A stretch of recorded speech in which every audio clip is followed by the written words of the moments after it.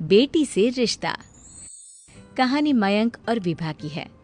मयंक एक अच्छी नौकरी करता था, लेकिन विभा की जाति का ना होने के कारण विभा के माता पिता शादी के लिए नहीं मानते हैं। पर जब दोनों अपनी मर्जी से शादी कर लेते हैं तो क्या है विभा, 6 साल हो गया है शादी को, लेकिन एक दिन नहीं गया कि तुम माँ पापा को याद कर परेशान नहीं होती। मैं कितनी कोशिश करता हूँ कि तुम सब भूल जाओ। कोई नहीं भूल पाता है मयंक। माँ पापा को कोई कैसे भूल सकता है। तभी सास का फोन आता है।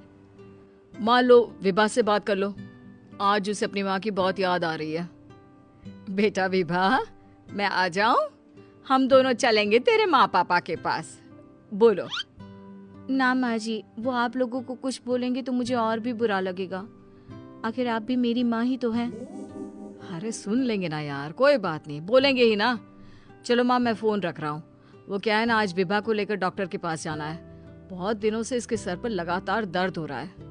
अरे हाँ हाँ, ले जा बेटा, सर दर्द को हल्के में नहीं लेना चाहिए।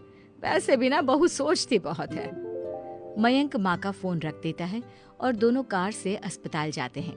लेकिन जैसे ही वो लोग अस्पताल जाते हैं, विभा को स्ट्रेचर में नर्स उसकी माँ को लेकर जा रही दिखती है। मयंक, माँ, मयंक वो मेरी माँ है। इतने सालों बाद देखी भी तो इस हाल में मैं उनके पास जा रही हूँ। अरे रुको, कहीं वो लोग तुम्हें देखकर और परेशान ना हो जाए, या फिर तुम्हें कुछ बोल ना दे विभा, तुम फिर परेशान हो जाओगी। मयंक, कैसी बात कर रहे हो? वो माँ है मेरी। विभा पास खड़े अपने चाचा चाची से बात करने की कोशिश करती है, लेकिन वाह, तेरे जैसी बेटी जिसकी हो वो तो मर ही जाए तो अच्छा है। वैसे पार्क में पैर फिसला है तेरी माँ का, रीढ़ की हड्डी टूटी है। रिद्धि को चाची की बात का बिल्कुल बुरा नहीं लगता। शायद वो सुन ही नहीं रही थी कि चाची क्या कह रही थी। वो सीधे माँ के कमरे में जाती है। कौन है आप? ये मेरी माँ है, मेरा नाम रिद्धि। रिद्धि नाम है ना आपका? दर्द में भी ये आपका ही नाम ले रही थी। हाँ, ये सुनते ही रिद्धि का कलेजा मुंह में आ जाता है। ये वही माँ है जिसने कड़े शब्दों में ये कह दिया था कि अब तेरा मेरा रिश्ता खत्म। फिर रिद्धि का पति मयंक भी वहां आ जाता है। सामने खड़े होते हैं रिद्धि के पिता। पापा, क्या हुआ माँ को? वो पार्क में गिर पड़ी, रीढ़ की हड्डी में चोट आई है। रिद्धि पिता की तरफ देखती है, लेकिन पिता मुंह फेर लेते हैं। पता है मयंक, माँ दर्द में मेरा नाम ले रही थी। मेरी माँ मुझे याद कर रही थी मयंक।